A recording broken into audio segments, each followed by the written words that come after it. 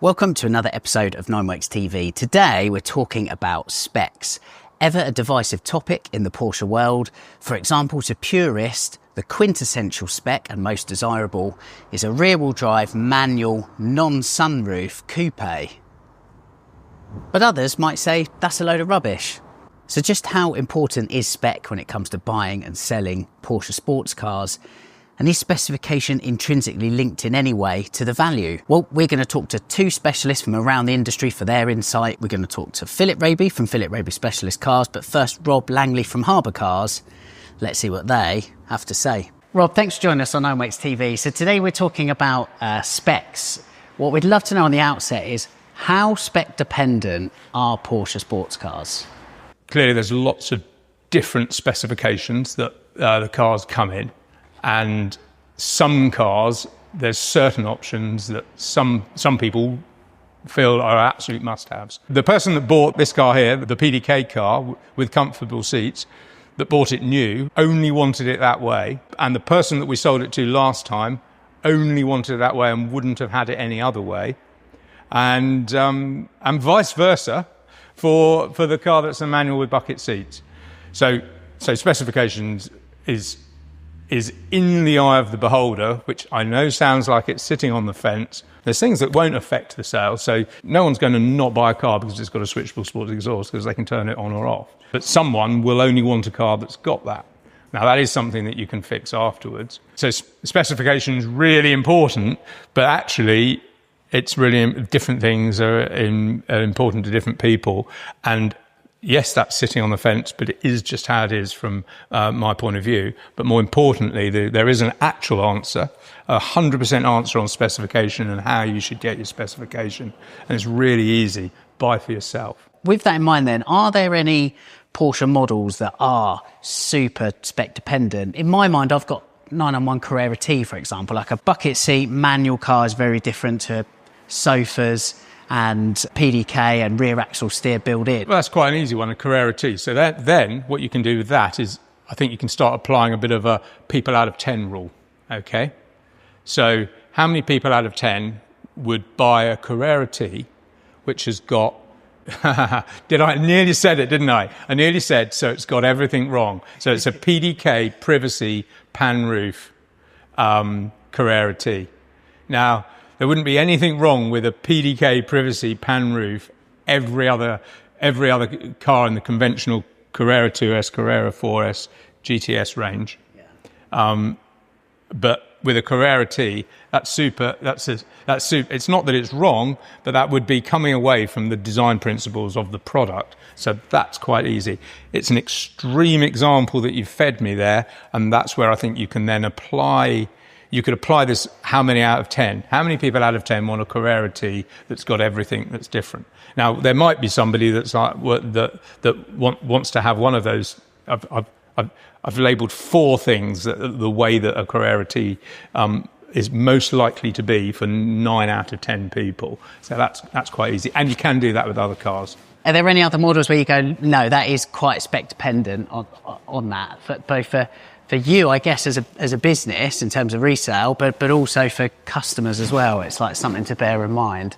You have to ask us on an individual car that you're looking at about what are the sorts of things that matter to quite a lot of people. That's if you're worried about trying to appeal to a broad market when you come to resell. It shouldn't be any car that's actually a really bad car, because the cars which are low on specification should be priced accordingly. Obviously, this lovely Boxer Spider that I've been out in today, this has air conditioning spec'd in, which majority of them did have that spec'd in, correctly in my view. But there are a couple of cars out there that don't have air conditioning. So would it be priced less, or will you it would still be the same, but you as a specialist would accept that it'll probably take longer to sell because it's appealing to a smaller pool of people? I would take account of that. Probably such a clear example, like missing air conditioning, on the benefit of experience, because I haven't had it on a Boxster Spider, but I have had on a Cayman R that I thought was perfect because it was manual and bucket seats and didn't have air conditioning, if you like, true to the design ethos. And there was no problem with the manual, no problem with the bucket seats. It had seen some track use, and there was no real problem with that either. But the biggest problem was that the people that were buying the car wanted to use it on a track, and I'd perhaps overlooked the importance of being comfortable if you're going to do particularly a full track day as opposed to a half day, especially if you like doing them in good weather. And I'd overlooked that, and that car, that was the one thing that held it up. In the end, we sold it to somebody that had initially not bought it because of that, but came back to the car because it ticked all the other boxes, and that was right to him. To finish, obviously you guys are renowned for quality water-cooled Porsche sports cars, but I guess with classics in mind, surely like importance of specification isn't as important. You'd be buying on condition. You have to, yeah. You have to buy that on condition. Got to accept it a little bit that it's going to be on condition and what the whole packet, what the car's like, and that might mean not getting what you want colour-wise.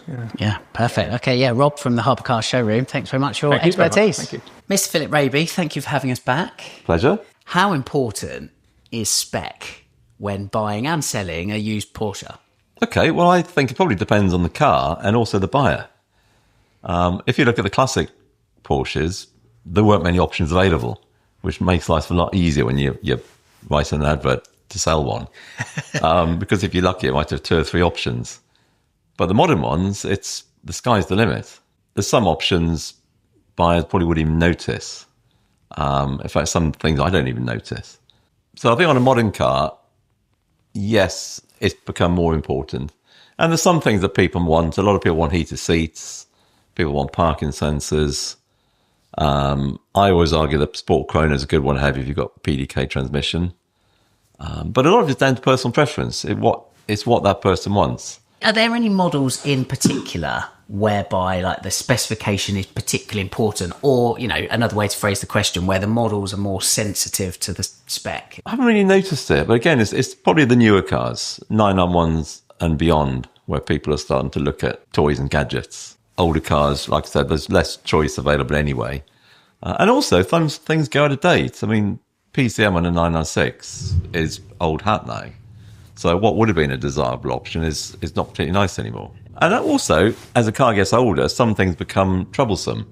So you might not want a certain option because it could cause problems. Yeah, like maybe air suspension. I mentioned that to you off camera, air suspension on a Cayenne or a Macan, for example. Yeah, that's a good example. Great to have when new, but expensive when it goes wrong. Are there any models either now or just like perpetually whereby the spec just doesn't really matter? Classic cars aside, I think 996 and 997s, they're not particularly affected by spec. Generally, if someone's buying a 996 or a 997, they will buy in condition. Yeah. And they're not worried about the spec. Yeah. And also, there is an argument that less is more.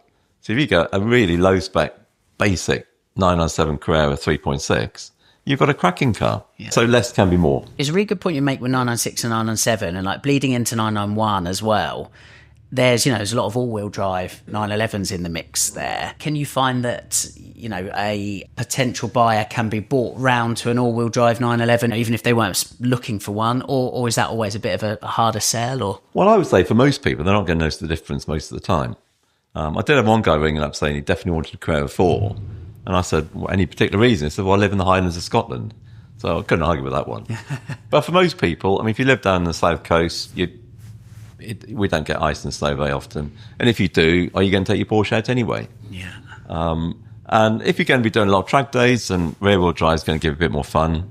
But for most people, I'd say, again, buy in condition and don't worry whether it's a 2 or a 4. To surmise then, I think the overriding theme I'm getting from you is it's not so important. It's more about condition of the car. Absolutely, yes. Yeah. And, okay, it might be nice to have heated seats. It might be nice to have bigger wheels or whatever, but generally buy on condition, unless there's something you particularly want, in which case you've got to search a bit harder, or get it retrofitted. You can get modern sat-nav systems fitted, you can get heated seats retrofitted, parking sensors can be retrofitted, so don't get too high up on it.